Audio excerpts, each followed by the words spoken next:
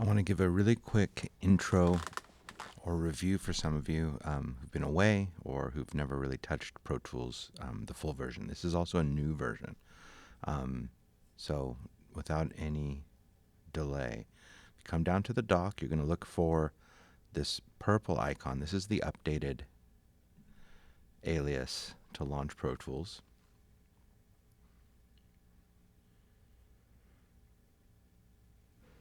Hopefully it doesn't take too long.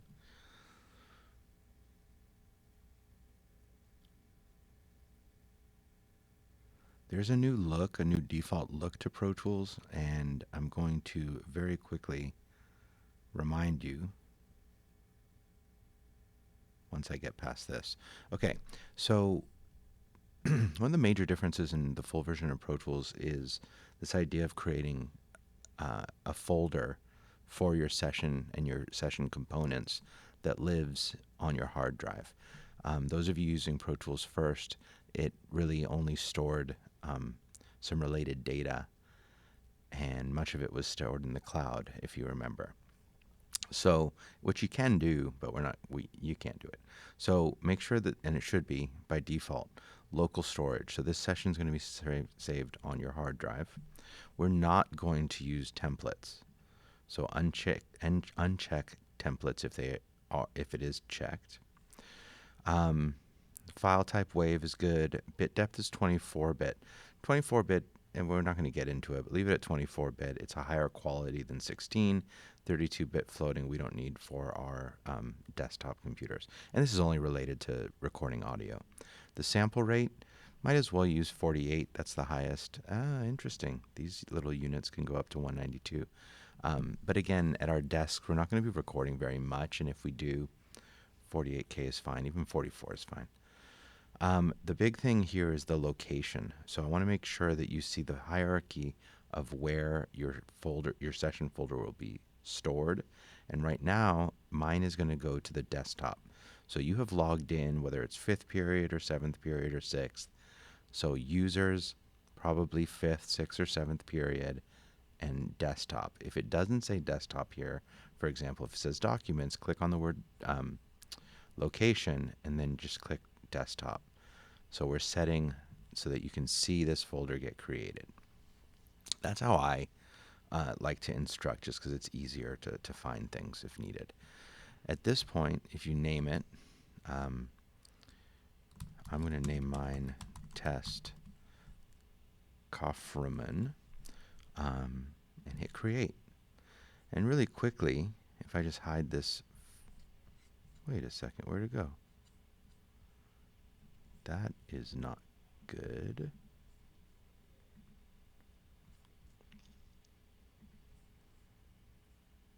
I clicked on projects for some reason. So that's not a bad thing. I was like, where did it go? So location, make sure that it says desktop, not projects, and hit open. So desktop is at the end of the hierarchy. Let's try this again. Test Kaufman. There we go. It's important to know that this folder lives here. We will get into some other time what is existing in here, but if you ever record stuff, it goes into your audio files folder. As you export or bounce your final files, stereo files for posting anywhere or publication, they'll be in your bounce files folder, etc., etc. Session backups is always good to know that Pro Tools saves by default every 5 minutes. So if there's a crash or anything, you can always retrieve.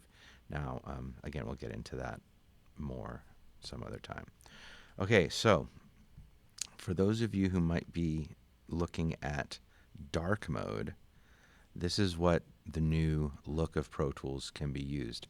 I'm going to go back to the traditional mode since that's what I've been using for 20 years more, and that's what I've instructed, and I don't want to get into looking for stuff and getting confused.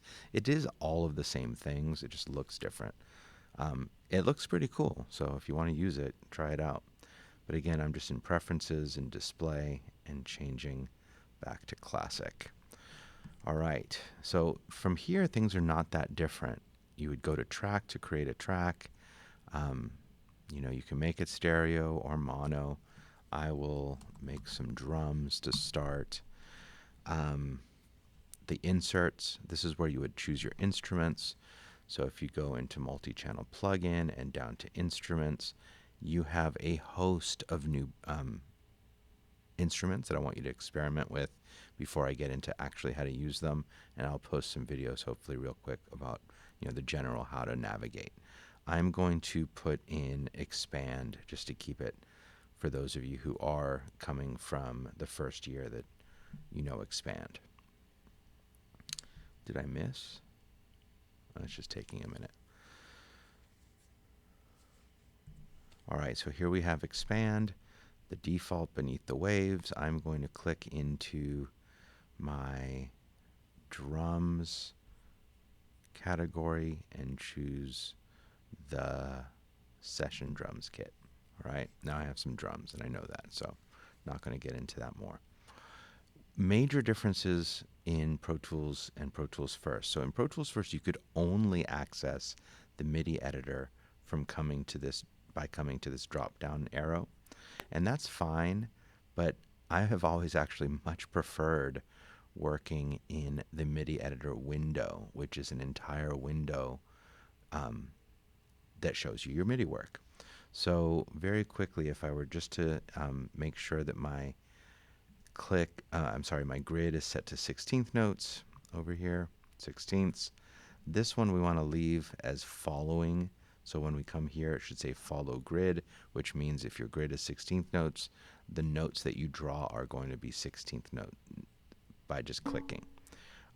Remember that C1 is your kick drum, typically. D1 is a snare drum. F sharp 1, closed hi-hats.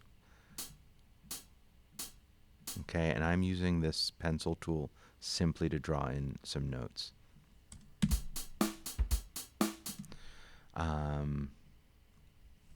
So I kind of drew some notes in. I have a drum beat. Tempo. So if you look across your tempo ruler, you'll see that it's 120 BPM. You have two ways that you can change tempo. One, again, is to turn off the conductor, and then you can kind of just come here and scroll up and down, and obviously your MIDI data changes and adjusts to that tempo. And this is if you're not going to insert any tempo changes. You would need to have the conductor on if you want to do any tempo changes, at which point you would come to this, for example, at the second quarter note, if I wanted to change tempo from 120 to 140, I could just input that, and all of a sudden I'm going to have one quarter note. Hey, it didn't work. Hold on a second. 120. My tempo change should happen at beat 2 to 140. Maybe it's too short of a value. Let's try something else. Boom.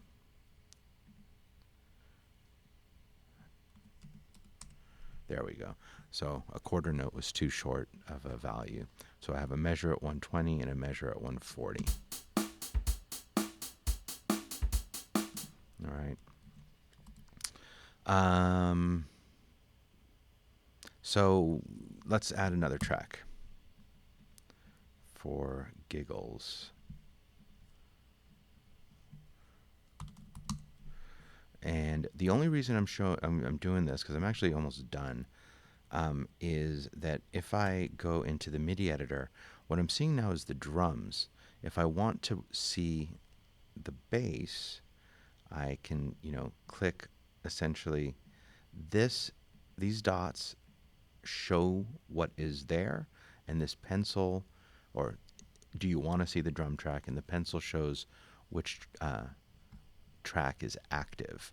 So if I put expand in here again, oops, I missed, trying to go too fast,